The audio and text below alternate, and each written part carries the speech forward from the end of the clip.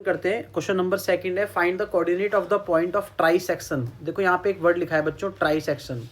सबसे पहले इसको समझना है ट्राई सेक्शन क्या होता है। ठीक है, ट्राई सेक्शन का मतलब क्या होता है। देखो ट्राई सेक्शन का मतलब अगर मैं आपको बताने बैठूँ यहाँ पे तो पहले समझ लेना, उसके बाद क्वेश्चन को करते हैं। ठीक है, पहले यहाँ समझ लो ट्राई सेक्शन का मतलब क्या होता है। ट्राई सेक्शन का मतलब ये होता है कि जैसे कोई लाइन है, ठीक है, कोई लाइन है ऐसे आपको, ठीक है, अगर लाइन आपकी लाइन 3 पार्ट्स में डिवाइड हो रही है। देखो जैसे मैंने यहाँ पे यहाँ पे बीच में सेंटर पे एक पॉइंट बनाया, तो अभी कितने पार्ट में डिवाइड हो रहा है, 2 पार्ट्स में। अगर मैं यहाँ पे बना दूँ तो यहाँ से लेके इसका नाम ABCD, ठीक है, तो यहाँ से लेके यहाँ तक एक पार्ट हो गया, यहाँ से लेके 2 पार्ट हो गया, और यहाँ से लेके कितना पार्ट हो गया, 3 पार्ट होता है। तो जब कोई लाइन 3 पार्ट में डिवाइड हो जाती है तो उसको हम लोग कहते हैं ट्राई सेक्शन। क्या कहते हैं उसको, ट्राई सेक्शन बोलते हैं उसको। ठीक है, तो ट्राई सेक्शन समझ में आया ट्राई सेक्शन क्या होता है। तो आपको ट्राई सेक्शन निकालना है आपको, ठीक है, ऑफ द लाइन सेगमेंट। तो हम लोग क्या करेंगे यहाँ पे, सबसे पहले हम लोग क्या करेंगे, ठीक है, एक लाइन बना लेता हूँ मैं। यहाँ पे लाइन मैंने बनाई यूँ करके, ठीक है, यहाँ पे हमने क्या करा, यहाँ पे पॉइंट लिख देते हैं यहाँ पे। तो यहाँ पे पॉइंट हो गया भैया P नाम हो गया इसका नाम यहाँ पे हो गया Q, ठीक है, इसका नाम हो गया यहाँ पे R, और इसका नाम यहाँ पर हो गया S, ठीक है, PQRS, ठीक है। तो P कितना हो गया आपके पास 4,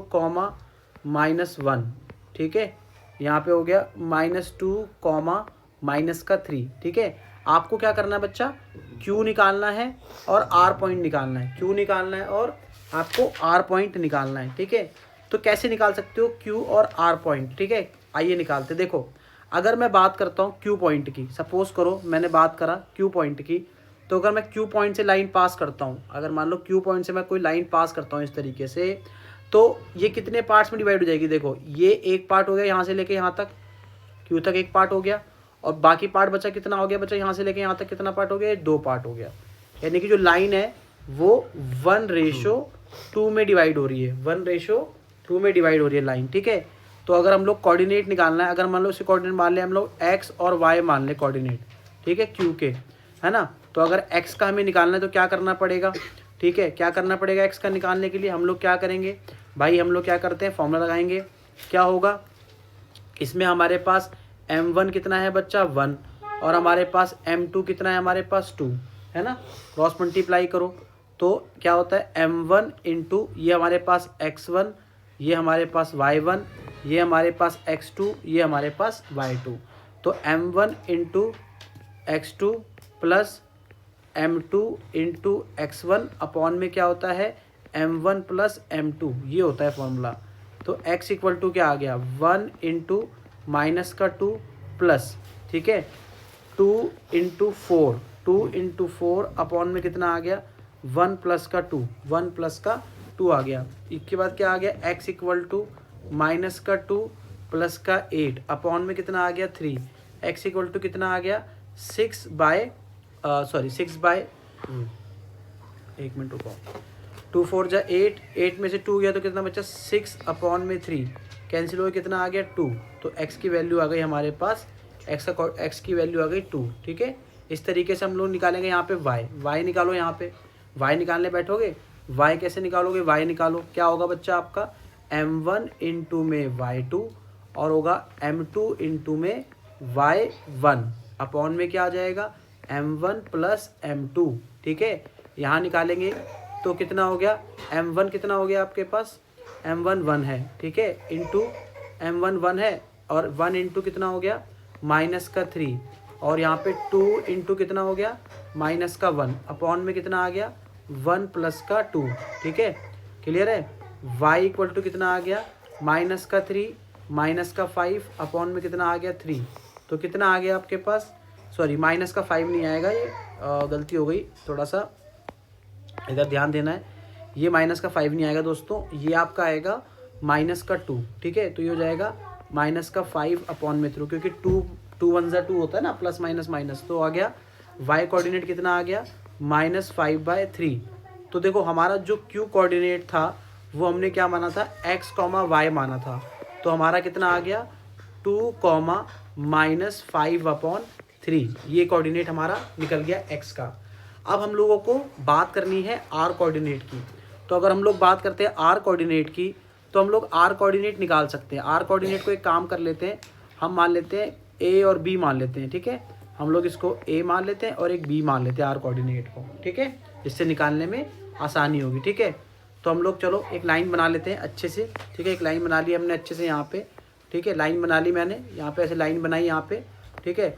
यहाँ पे इसका नाम क्या हो गया, पी हो गया, और इसका यहाँ पे क्या हो गया, एस हो गया, पी और एस हो गया, और यहाँ पे आर कोऑर्डिनेट रखा है तो आर यहाँ हो गया, ठीक है, समझ में आया। और यहाँ पे भी क्यू कोऑर्डिनेट था, ठीक है, तो क्यू तो हमने निकाल लिया। अब हमने क्या करा, आर से अगर हम लोग लाइन पास करते हैं, आर से अगर लाइन पास करते हैं तो यहाँ से लेके यहाँ तक का हमारी m1 की वैल्यू कितनी हो जाएगी, 2 हो जाएगी उस केस में। और यहाँ से यहाँ कितना पार्ट बचा, सिर्फ 1 पार्ट बचा, तो यानी कि हमारी जो m2 की वैल्यू है वो 1 हो जाएगी। और यहाँ पे देखेंगे तो 4, -1, 4, -1, और यहाँ पे कितनी हो जाएगी, -2, -3, यही है ना, ठीक है। हाँ, और हमने जो माना था यहाँ पे, जो आर कोऑर्डिनेट माना था वो माना था a, b माना हुआ था हमने, ठीक है। तो हम लोग निकाल लेते हैं, ठीक है। तो हम लोग यहाँ पे निकालेंगे, आर कोऑर्डिनेट निकाल लो, ठीक है। तो यहाँ पर देखो, ठीक है, तो अगर a कोऑर्डिनेट निकालोगे तो क्या होएगा, m1, ठीक है, ये x1, ये y1, ये x2, ये y2। तो कैसे निकालेंगे, m1 इंटू x2 है ना, प्लस क्या हो जाएगा आपका, प्लस क्या हो जाएगा, m2 इंटू x1 अपॉन में m1 प्लस m2 हो जाएगा, ठीक है, समझ में आया। अब क्या करेंगे, यहाँ पे करो बच्चा, देखो क्या करोगे, यहाँ पे 2, यहाँ पे क्या आ जाएगा 2, ठीक है, 2 हो गया यहाँ पे, ठीक है ना, 2 हो गया यहाँ पे, ठीक है, यहाँ पे 2 हो गया, इंटू कितना हो गया आपके पास, 2 इंटू -2, प्लस कितना आ गया आपके पास, प्लस कितना आ गया आपके पास, 1 इंटू कितना आ गया आपके पास, 1 इंटू कितना आ गया आपके पास, ठीक है, 1 इंटू कितना आ गया आपके पास, 1 इंटू हो गया आपके पास, 1 मिनट, हाँ 1 इंटू 4 आ गया, अपॉन में कितना आ गया, 2 + 1 आ गया, ठीक है। यहाँ कितना आ गया, -4, ये आ गया +4 अपॉन में 3, -4 +4 कट जाएगा, 0/3 आ जाएगा, तो a की वैल्यू 0 आ गई, ठीक है। इसी तरीके से अगर हम लोग आगे की तरफ चलें तो हम लोग यहाँ पे b कोऑर्डिनेट निकाल सकते हैं नीचे की तरफ। b कोऑर्डिनेट क्या होगा, m1 इंटू में y2 प्लस क्या हो जाएगा, m2 इंटू में y1 अपॉन में कितना आ जाएगा, m1 प्लस m2 हो जाएगा, ठीक है। यहाँ पे क्या आ गया b, और यहाँ पे कितना आ गया आपका, m1 कितना आ गया 2, और y2 कितना आ गया -3, ठीक है, m2 कितना आ गया 1, और ये क्या हो गया -1, अपॉन में कितना आ गया 2 + 1, ठीक है।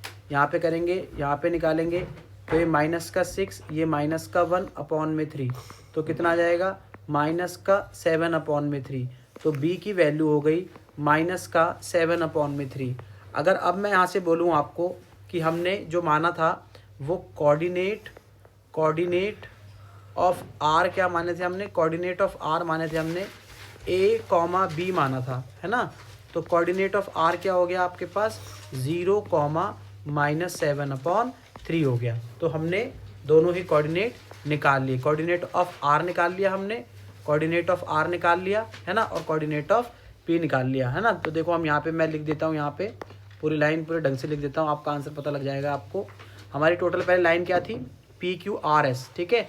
यहाँ पे था P, यहाँ पे था, यहाँ पे P था, यहाँ पे Q था, यहाँ पे R था, और यहाँ पे S था। ये चीज़ें निकालनी थी हमको, ठीक है। तो ये चीज़ Q और R निकालना था हमको ना, P S तो दे रखा था।